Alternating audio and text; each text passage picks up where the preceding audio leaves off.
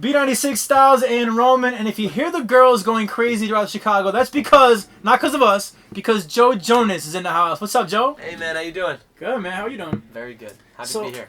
Well, we're happy to have you, bro. One thing, B96 is obviously a big station throughout the country, but one thing we're very proud of is your first solo performance ever was at the B96 Summer Bash this past summer.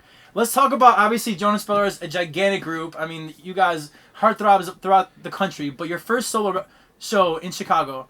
Explain how that worked out. It was amazing, man. I remember getting the offer from you guys to you reached out and asked us to do the show, and for me, I was a little bit nervous flying there. I remember I rehearsed the show 2 weeks and I was just feeling confident, and then there's a moment when it hits you and you're like, I'm really about to do this by myself. Yeah. And that was on the plane, and when I landed, we walked into the stadium and I heard the screams, and it was like all those nerves went away. Yeah. And it was really reassuring because I remember walking up and I started to see the crowd. And we did sound check and I was like, okay, this is gonna be all right. Then once the show started, we went back to the hotel, came back, started walking up, and I heard some screams just of us walking through, me and my friends, and I was like, all right, I'm ready. I'm ready. And it was a dream come true. Even when it rained and everything, it kind of made it more. It makes it epic. I feel like it makes it even a better show because you just feel like. I mean, other than having to watch where you're going to step and everything. Of course. I mean, that'll go down as one of my favorite shows in history. Now, you've been doing these solo shows for a while now. Obviously, you're a solo artist. Now, do you ever get lonely? Do you ever miss your brothers? I mean, because it is a very big difference being on stage with a group and then by yourself. Luckily, I travel with my buddies. Okay. I mean, everybody from my security to management to just even the dancers. We've all gotten close just because we've been working so hard to make this great. And so... That said, there are times when I miss my brothers. I mean, I've done such great experiences. I played venues. When I first started, I played some of these familiar venues I'm playing now. Yeah. So it is kind of like starting over, and I'm remembering me and my brothers lugging our luggage or our equipment up steps, and so I mean, they're sitting back laughing at me now, but I'm enjoying it, and I miss them, but they're happy for me, I'm happy for them. One thing I was always very happy with, man, because, I mean, we see a lot of artists come and go, and a lot of guys always trying to, get bad press, good press, whatever, as you three, and then now you as a solo artist, always were very clean-cut and very good people, and it was like, you always want good people to win. How is Joe Jonas, and even so your brothers, but how have you guys managed to stay out of the press with anything negative? I mean, it's always been you can't say a bad word about Joe Jonas. I've been trying to find stuff. Knock on wood.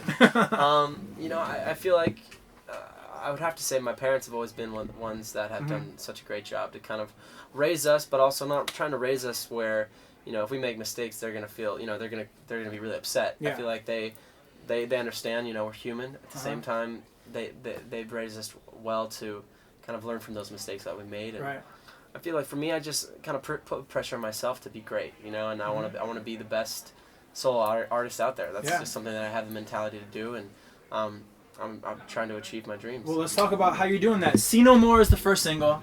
Love this song. I mean, it's so good, bro. Thank you so much, man. I appreciate you guys playing. I mean, you guys were like the first to play See No More. Well, when you are the biggest star on the planet, don't forget that. Come back to our shows. We were the first station to play it.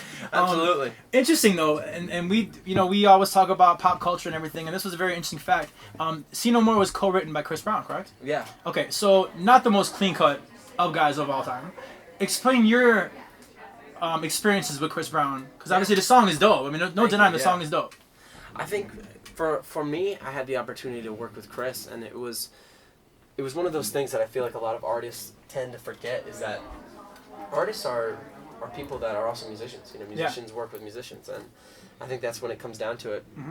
Like, scratch all the personal stuff and whatever. I mean, if you can really just focus down and try to work with somebody based on their talent, I feel like that's where you can really find good stuff. And for me and Chris, we had a great time. We got in the studio, I listened to like probably a few thousand songs that he's been writing and recording, and I loved two of them. We'll cut two from my record. I co-wrote See No More with him, and then there's a song called Lighthouse that I fell in love with, and I really felt like that I wanted that on the record, so that's on the record too.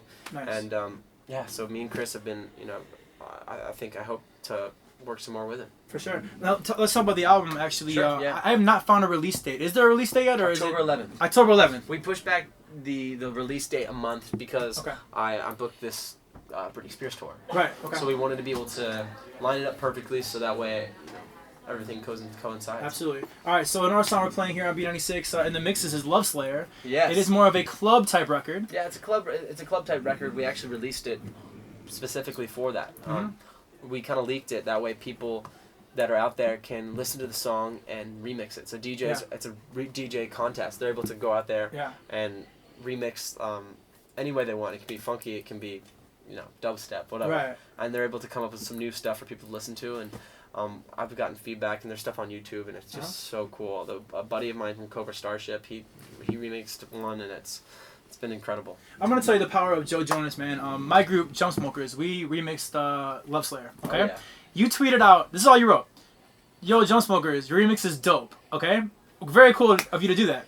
The next morning, I wake up to 183 mentions because all your fans were retweeting it, and that causing chaos. Like the power of your fans. Speak about your fans and about. Legitimately, you have some of the most devoted fans. Some are outside right now waiting to meet you. But talk about your fan base and how they've grown with you from Jonas Brothers now to Joe Jonas. Well, first and foremost, that remix is incredible. Thank you, bro. I love Appreciate it. It was one of the first ones they played for me, and it still is on like the top list of the ones I love. So cool. Thank you. It's on repeat constantly. Cool. I actually been I have been starting messing around with DJ stuff myself. And cool. I always put that into mixes that I've put together for friends and whatnot. Yeah. So anyway, but cool. the power of my fans, it's crazy. They are my personal spell check. Yeah. If I write something on Twitter and it's a little bit off, right. if I write there, right. if I write it just a little bit wrong, I will literally get emails from my office back in LA saying, "Hey, just wanted you to know that it's a trending topic that you're misspelled." Or something. It's like, really? And then of course I'm like, great. And then fans are giving me gifts that say like a misspelling of something I came up with. Like Nick came up with on accident. He said I was trying to say I love this city. But he wrote, I loge this city. L-O-G-E, spelled one word wrong. Right. There's fans that make t-shirts that say loge. Bro, I'm going to say right now, you can actually, I'm going to help you out right now. Because you can say, blame it on the iPhone. They have spell check. That's what I've been doing. Exactly. Oh, spell check. Oh, it wasn't my fault. It's so hilarious. And now, if you mess it up once, usually the iPhone will spell check your misspelling. Right, yeah. Because they know that, because it customizes it. Anyway, but the power of the fans, it's incredible. Yeah. Everything from their support with this project to coming out to see me it's so refreshing for me to be able to see that there's so familiar faces, because I haven't toured with my brothers in over a year, right? So to see those familiar faces, now they're all a little bit older, which is nice. Yeah, I would say so. Because how old are you guys? 22. Right. So you guys started when you were young. I started when I was 15 years old. Right. You're 22 years old now. I'd probably be murdered by your fan base if I didn't ask the next question. Are you single? I'm single, yeah. You are single. So a 22-year-old guy, every girl in the world screams for you. It does not suck to be Joe Jonas, does it? It's great. It's awesome. I love what I'm able to do. First and foremost, I'm able to live out my dream. Right. And that's the most important part for me. The fact that I'm able to have this opportunity when I know so many people want this opportunity for themselves. So you never want to take anything for granted. And then all the other fun stuff that comes with it's great. Yeah, you have a new single. And I'm horrible for not remembering the name of Justin Love. Justin Love. You're good. But a great song. I love this song. I actually heard it before. Before I heard See No More. You have Lil Wayne on the radio version of this record. How did Joe Jonas team up with Lil Wayne? Is that a secret? Is that? Okay. Sorry. No, you're good. I just got nervous because it's the first time I talked about it. It's super exciting. Yeah. To have a supporter like Wayne is incredible, and Lil Weezy, and I'm pumped, man.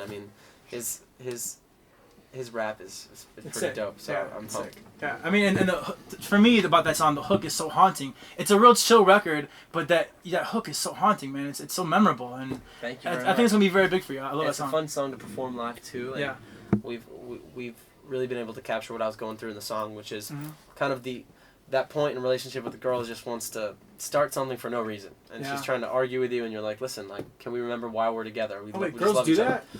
Oh yeah, they do that, don't they? Natalie, if you're, I'm just kidding. Oh, all right. Just playing.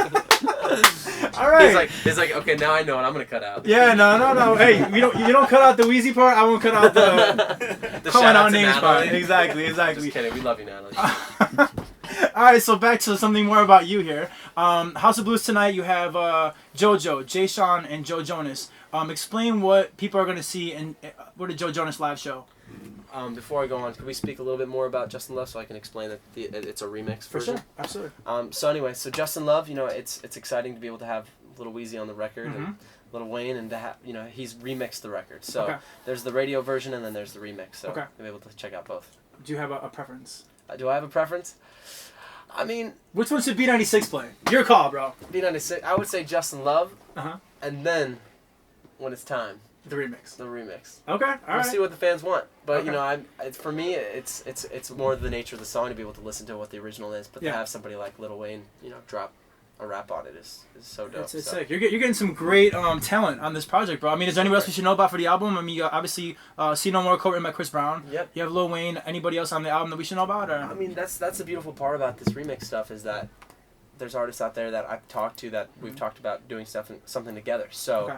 you might hear stuff, you know, Okay. throughout the future. I mean, there's I met with, I'm not gonna name drop here, but I met Okay. with a couple of other artists that we were talking about doing some more remaking stuff. So Cool. if it's possible, Nice, bro. it'd be pretty cool. All right, tonight, House of Blues. Let's talk about Yeah. what people can expect from a Joe Jonas show, a headlining show, Absolutely. as opposed to the one they saw at the B-Bash. Like, what what's different? What can we expect? I love to just have fun, man, on stage, and I love to get the crowd really involved. So, if we all can feel like we're performing together almost, then I feel like I've done something right. Mhm. And I just wanted to put together a show that spoke my heart, spoke the lyrics of these songs, and displayed them best. Everything Yeah. from emotional songs to fun, upbeat, just as you said earlier, club songs. Club bangers, you know? head bangers, like you say in headbangers, Low yeah. Slayer, right? So, you know, I hope people can leave there wanting more.